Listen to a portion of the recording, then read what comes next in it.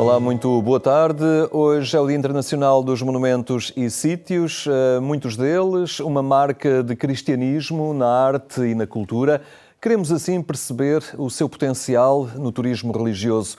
Por isso vamos falar com o Padre Miguel Neto, logo após a atualidade religiosa e a rubrica de quinta-feira, a Semana do Papa. Cari fratelli e sorelle, buongiorno.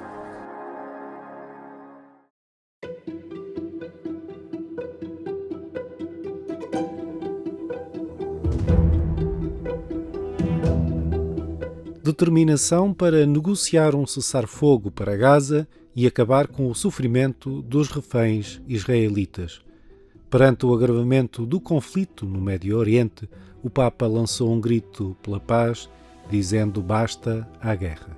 Seguo nella preghiera e con preoccupazione, anche dolore, le notizie giunte nelle ultime ore sull'aggravamento della situazione in Israele a causa dell'intervento da parte dell'Iran. Faccio un accorato appello affinché si fermi ogni azione che possa alimentare una spirale di violenza col rischio di trascinare il Medio Oriente in un conflitto bellico ancora più grande. Nessuno deve minacciare l'esistenza altrui. Tutte le nazioni si schierino invece da parte della pace e aiutino gli israeliani e i palestinesi a vivere in due stati, fianco a fianco, in sicurezza. È un loro profondo e lecito desiderio ed è un loro diritto. Due stati vicini.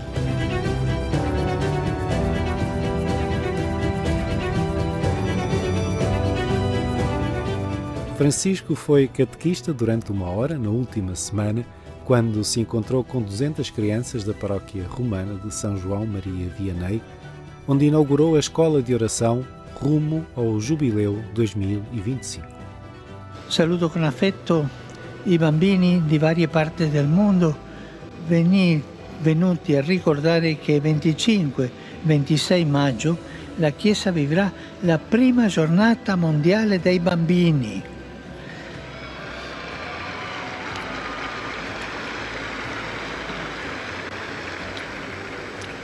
Grazie.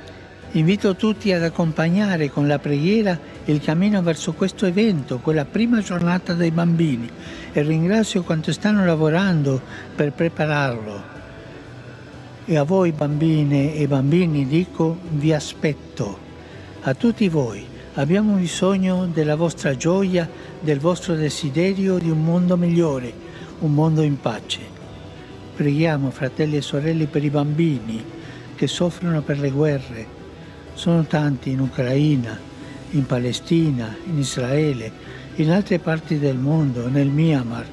Preghiamo per loro e per la pace.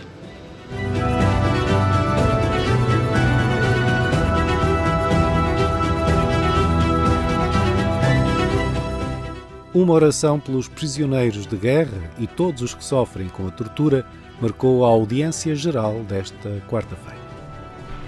E anche il nostro pensiero in questo momento, tutti noi, è alle popolazioni in guerra.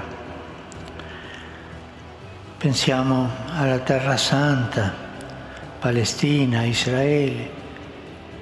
Pensiamo all'Ucraina, alla martoriata Ucraina. Pensiamo ai prigionieri di guerra. Che il Signore muova la volontà per liberarli tutti. E parlando dei prigionieri, mi viene in mente per coloro che sono torturati. La tortura dei prigionieri è una cosa bruttissima, non è umana. E non dimenticatevi di pregare per me. Arrivederci.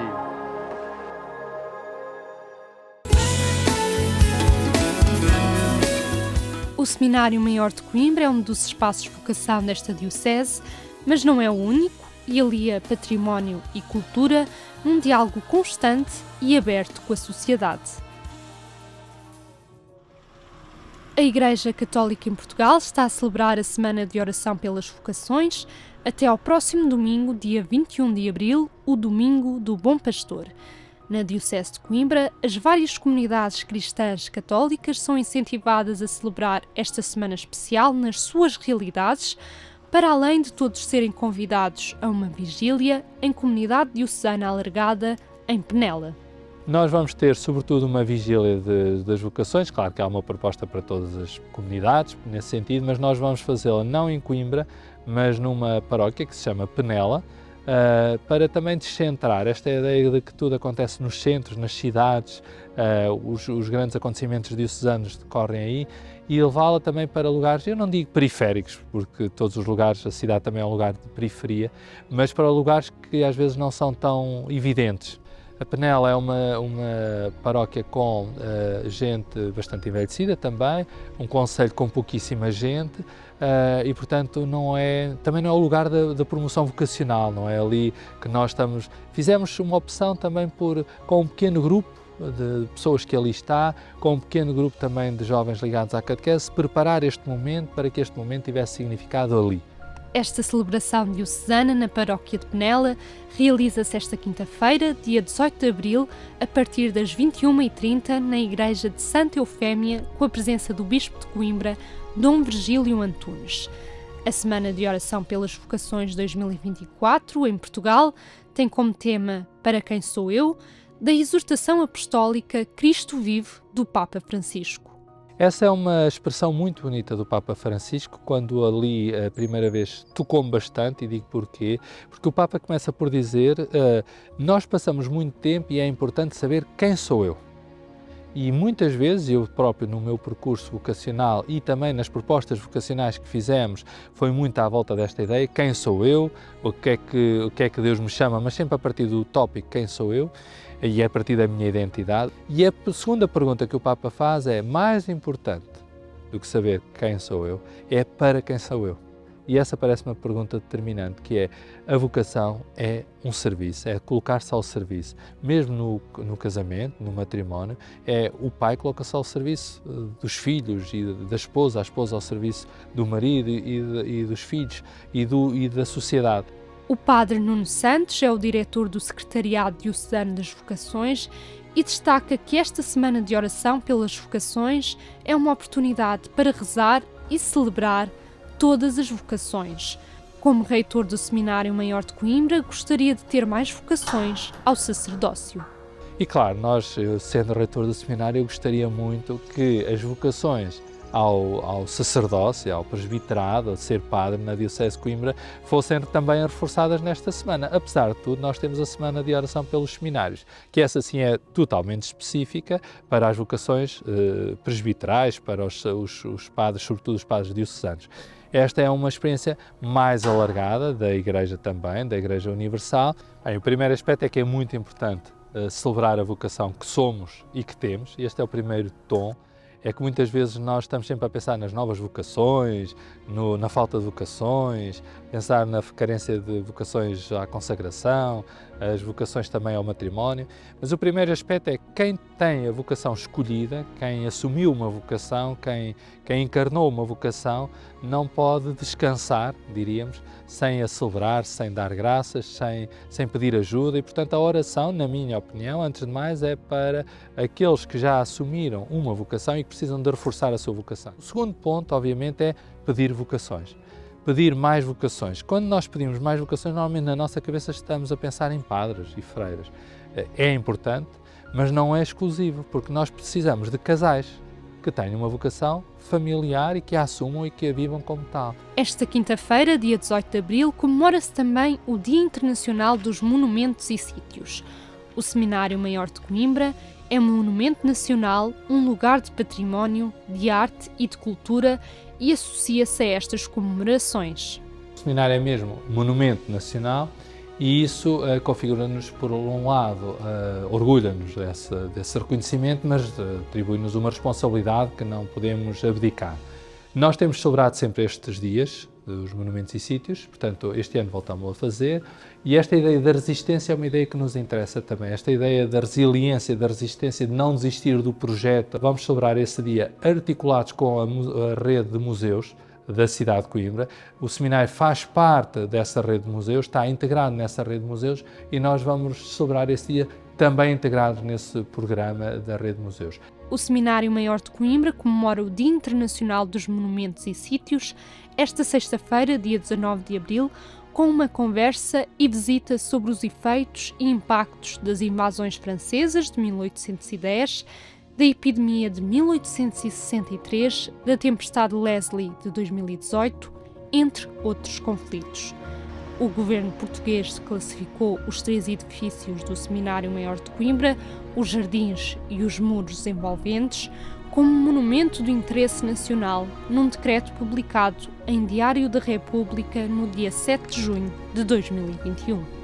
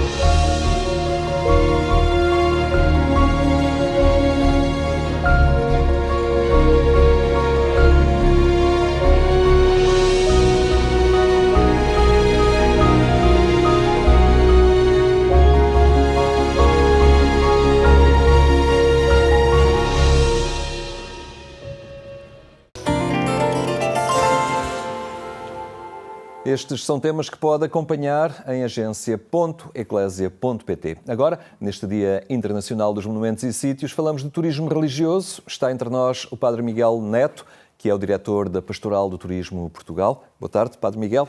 Boa tarde. Obrigado por estar aqui entre nós uma vez mais. Hoje é um dia muito especial, este Dia Internacional dos Monumentos e Sítios. É um apelo para que as pessoas também valorizem este património, sabendo que muito dele tem esta marca cristã, católica no nosso país, em concreto. Esse património é a nossa cultura. Em primeiro lugar, temos que pensar nisso. E é um debate que está a ser feito em vários países. Aqui na nossa vizinha Espanha, é um debate que está a ser feito de uma forma muito surreptícia, mas muito forte, em que temos que valorizar aquilo que é o património, porque é o sinal visível, concreto, físico, daquilo que é a nossa cultura. É um património que importa saber visitar, ou melhor que visitar, saber usufruir, retirar dele tudo aquilo que, ao fim e ao cabo, para que ele foi concebido, desde logo como lugares de culto, lugares de arte, lugares de uma estética que importa também saber interpretar. Claro. Depois há uma outra circunstância que nós, neste momento, já não vivemos numa época de cristandade. E quando o património foi realizado, todas as pessoas concentravam-se ali como sendo a casa comum. Hoje em dia, grande parte das pessoas que visitam o património não têm uma literacia turística, nem uma literacia de história para saber, e litúrgica, para saber o que é um sacrário, para saber o significado de uma cruz, para saber inclusive as imagens dos santos. Pronto, que é algo que, mesmo dentro da própria Igreja, muitas vezes é difícil nós distinguirmos. E isso, nós, para apresentarmos esses monumentos a quem nos visita, é importante termos esse conhecimento.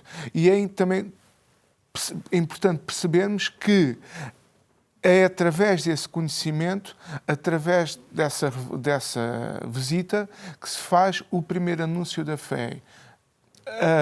Temos que usar o nosso património para aquilo para o qual ele foi criado, para o anúncio da fé, e neste caso, o primeiro anúncio da fé. Coordena, está à frente da Pastoral do Turismo de Portugal. Há esta publicação que é incontornável agora, neste momento. Ela acaba de sair, estes caminhos e destinos da Pastoral do Turismo. Aqui uma abordagem muito alinhada nesta dimensão da sustentabilidade e da Laudato Si. É uma forma de olhar o turismo religioso hoje em dia. Sim, este livro é resultado das jornadas que aconteceram em 2023 em Coimbra, sobretudo precisamente com este título, Caminhos e Destinos da Pastoral do Turismo, e tem a ver com a questão da ecologia integral aplicada àquilo que é o turismo e perceber que nós temos que viver do turismo, e vivemos em Portugal do turismo, mas temos que respeitar aquilo que é a natureza, aquilo que é os monumentos, aquilo que é as nossas casas e lá está, a nossa identidade. E este livro é resultado daquilo que foi discutido durante esses dias. É um livro que tem um forte contributo da academia.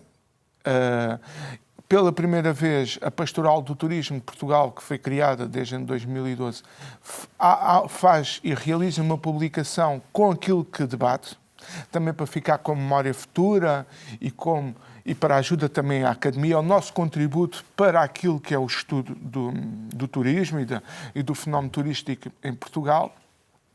E esta obra tem esse significado, tem esse objetivo, de mostrar aquilo que é o pensamento da Igreja sobre o turismo, sobre a sua sustentabilidade, sobre a sua integração com as comunidades, sobre aquilo que é importante para a continuidade não só do nosso tecido económico, que vive com base no turismo, mas também aquilo que é o nosso património material e imaterial.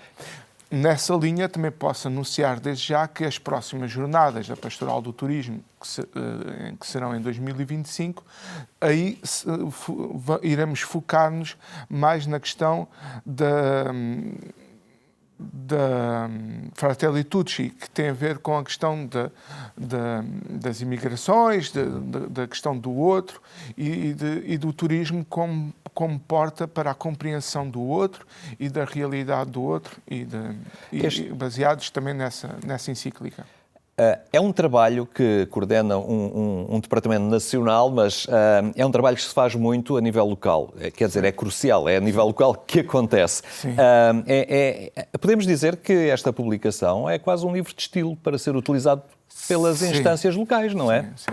É um livro para se ler e retirar ideias e tentar perceber que aquilo que até se calhar há uns tempos a Igreja via dentro das suas paróquias como algo negativo, por exemplo, o padre estava a celebrar a missa, de repente entrava um grupo de turistas.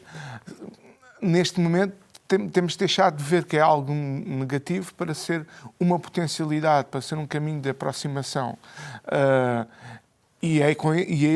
Este livro e esta obra querem iniciar este caminho, que o turismo não é um fenómeno que o turismo não é um fenómeno que prejudica a Igreja e os turistas não prejudicam a Igreja.